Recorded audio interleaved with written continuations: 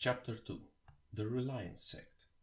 The Reliance Sect, located within the borders of the state of Zhao, on the southern edge of the lands of South Haven, was once first among the four great sects. Even though it was still famous in the southern domain, it had experienced a decline in recent years and did not maintain the glorious position it once held. Nowadays, compared to the other sects within the state of Zhao, it could only be considered inferior. Actually, it hadn't always been called the Reliance Sect, but 1,000 years ago, a cultivator appeared who caused a great sensation in the southern domain. He'd called himself Patriarch Reliance and had forced the sect to change its name as such. He'd trod roughshod over all the other sects in the state of Zhao, plundering their treasures, remaining unrivaled for some time. But things were different now. Patriarch Reliance had been missing for nearly 400 years. If it were not for the fact that no one knew if he was alive or dead, the sect would already have been swallowed up by some other sect. It was past its glory days.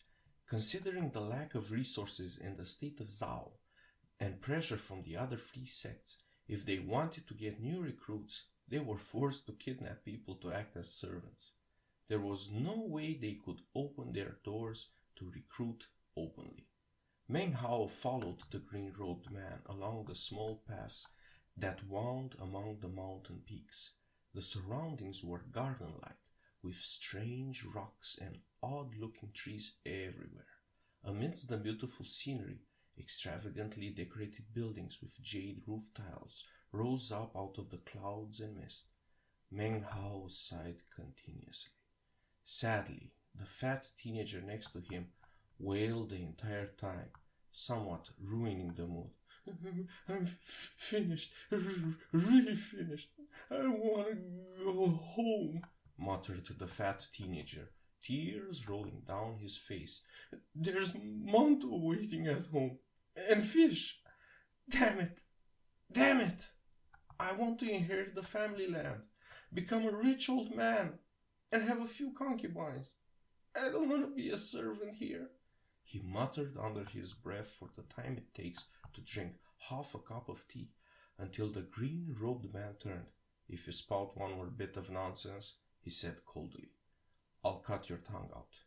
The fat teenager suddenly trembled violently, his eyes shining with fear, but he shut his mouth.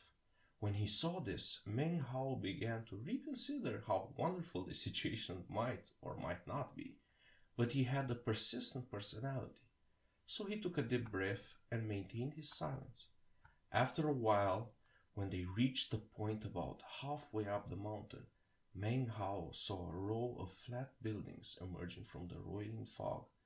7 or 8 young people wearing hemp robes sat outside the buildings. They looked exhausted. As Meng Hao and the others approached, the young people noticed them, but did not call out any greetings. Some distance away, a young man wearing a light blue robe sat on a crag. His face was long, almost like a horse, and his robe was obviously more expensive and fancy than those worn by the other youths. Though his face was cold, when the green-robed man approached, leading Meng Hao, the young man stood and greeted him with cupped fists. Greetings, elder brother. These are the 2 newly arrived servants, said the green-robed man impatiently. Please arrange for their accommodations. With that, he turned and left, not even glancing at Meng Hao and the other young man. After he left, the horse-faced young man sat down again, crossing his legs and coldly glancing over Meng Hao and the fat teenager. This is the Northern Servants' Quarter, he said in a cold, emotionless voice. The Reliance Sect does not support slackers. Now that you're here, you will work for 30 years, upon which you can leave. If you try to escape, well, there are many wild beasts in these lonely mountains, and you will certainly die. Go retrieve your work uniform. From now on, you are isolated from the mortal world and will work peacefully as a servant. The fat teenager trembled even harder, his face filling with despair. Meng Hao remained calm. In fact, deep within his eyes was an indescribable sparkle. The horse-faced man noticed he had held this position for many years and had seen many young people captured to be servants, but had never seen anyone as calm as Meng Hao. "If you have a good temperament," he said lightly, "you may not need to labor for the full 30 years. You can practice cultivation in your time off. If you manage to reach the first level of key condensation, then you will be promoted to the outer sect." He flicked his wide sleeve, whereupon 2 hemp robes appeared in front of Meng Hao and the fat teenager. On the front of each robe was a wooden badge the size of a thumb, engraved with the character "Servant." In addition to the robe, there was also a small booklet, upon the cover of which was written 3 characters: Key Condensation Manual. As soon as Meng Hao laid eyes on the characters, he began to breathe hard. He stared at the booklet and recalled how, when discussing the cold-faced woman, the green-robed man had mentioned the 7th level of key condensation. "We can become outer sect disciples when we reach the 1st level, but that woman has already reached the 7th level. What is key condensation? Perhaps that is the way to become an immortal, like they talk about in stories." If that was the pay he would receive from his work, well, it might not be money, but it would be worth hundreds of pieces of gold in the outside world. Meng Hao's excitement rose. He grabbed the robe and used it to wrap up the badge and booklet. "The East 7th house is where you will live. Starting tomorrow, your job is to cut wood, 10 logs each, every day. You are not permitted to eat until your chopping is finished." He closed his eyes. Breathing deeply, Meng Hao imitated the young man and saluted with cupped fists, then walked toward the house, followed by the fat teenager. The building appeared to be a Xian courtyard dwelling that had been expanded multiple times. Following the signs, they located the 7th one, then opened the door and entered. The room wasn't large. It contained a table and 2 small beds, and though simple, was quite neat and tidy. The fat teenager sat down on one of the beds, then, unable to hold it in anymore, began to cry. He was about 12 or 13 years old, and he cried loudly. It surely echoed outside. "My father is the Lord, and I'm supposed to be a lord too. I'm not supposed to be a servant." He seemed extremely distraught, and his fat little body trembled. "Stop crying," said Meng Hao, trying to comfort him. "Think about it. It's not that bad here. We're working for immortals. How many people would envy us if they knew?" He quickly closed the door. "I don't want to work for other people," he replied. "My marriage has already been arranged and engagement gifts sent.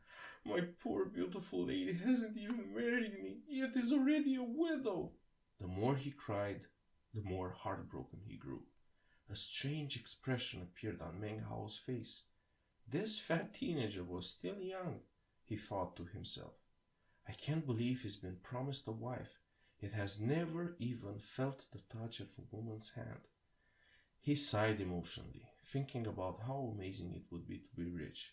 This fat teenager's family is so rich that he never has to worry about food or clothing, and yet I have nothing. Even after selling my ancestral home last year, I still owe Steward Zhao a lot of money. Thinking of the money he owed made him laugh. Now that he was here, Zhao could come to chase after him for the money if he was strong enough. If not, he would be dead by the time Meng Hao left. The more he thought about this place, the better he felt about it. He didn't need to worry about money, or lodging, or food.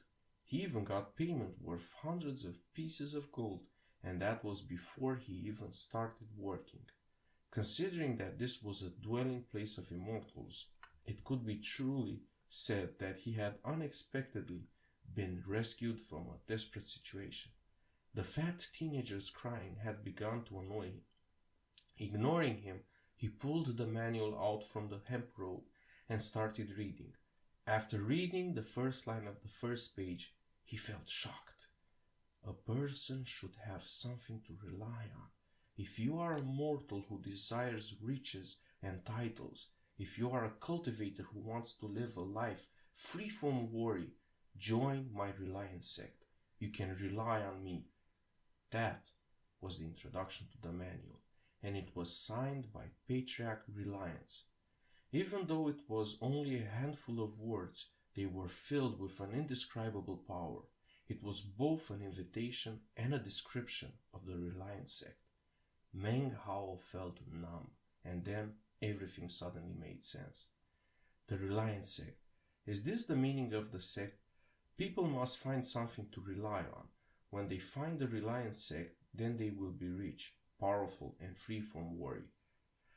It made more and more sense. He realized that if he had an official to rely on, he would never have failed the examinations 3 times in a row. He sighed. He respected growing for Patriarch Reliance, whom he had never actually met. With that one sentence, it seemed as if a door in his life had suddenly opened. In other words, I have to find someone to rely on while I'm here. If I do, I won't have to worry about anything. His eyes grew brighter and as he continued to scan the manual. Soon, he lost track of the time and didn't even notice the fat teenager crying next to him. The fat teenager finally cried himself to sleep around midnight, whereupon his snores began to reverberate around the room like thunder. Meng Hao reluctantly closed the manual. Even though he felt very tired, his eyes were filled with vim and vigor. This book isn't worth 100 gold. It's worth 1,000, he said to himself. For someone who had always dreamed of becoming a rich official, something worth 1,000 gold was worth more than anything except his life. In his excitement, he noticed that the fat teenager's snoring had ceased. He looked over and saw that the young man had sat up in his bed and was waving his arms around and muttering, "I'm gonna beat you to death. How dare you steal my mantle? I'm gonna bite you to death. How dare you steal away my wife?" As he talked, he got off the bed, his eyes still closed, waving his fists angrily. Then, amazingly, he grabbed the table and bit the corner hard with his mouth, leaving a deep mark. Then he went back to sleep and began to snore. Meng Hao watched him for a bit, just to confirm that he had been sleepwalking just now. Then he looked back to the bite mark, realizing that he should never provoke the fat teenager when he was asleep. He inched away from him, then looked down at the manual again, feeling excited. The 9th level of key condensation is the path to being an immortal. Working for them, I have a chance to become an immortal myself. That is the biggest payment possible. If I become an immortal, I must have a chance to become rich. Meng Hao gripped the manual, his eyes shining brightly. He had finally found another path besides studying for the exams. At that moment, the door was kicked open with a bang, and a loud "hum" sounded out.